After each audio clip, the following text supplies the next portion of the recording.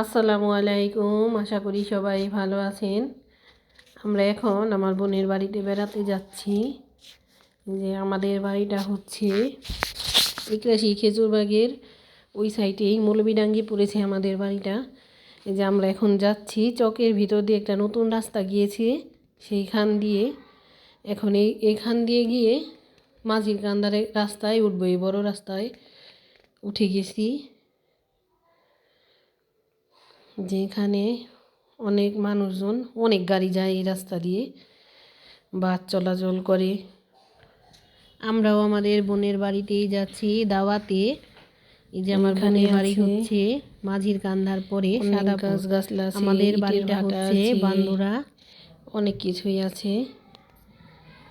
তো ওই পাশে একটা ইটের ভাটা দেখা যাচ্ছে।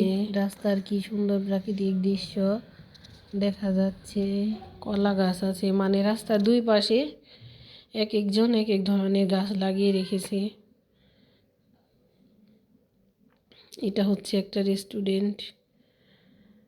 এই যে আমরা এখন গাড়ি থামিয়ে কিছু মিষ্টি কিনে নিচ্ছি, বোনের বাড়িতে যাব এর জন্যে। এটা হলো সাদাপুর বাজারেই এই মিষ্টির দোকানটা। আমার বোনের বাড়িও সাদাপুরি।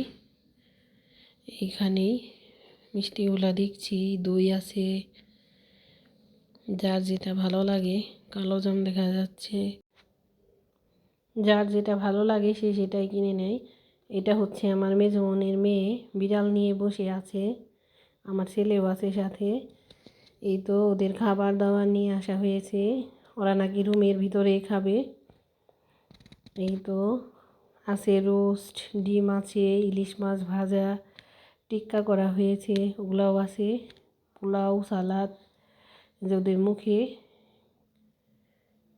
দেওয়ার জন্য নিয়ে যায় আর মুখ সরিয়ে ফেলে। ওই যে আবারও নিয়ে যাচ্ছে, মানে দুইজনকেই একসাথে খাওয়াবে। আমার মেজো বোনের মেয়েকে আর ছোটো বোনের মেয়েকে আমার ছোটো বোন খাওয়িয়ে দিবে।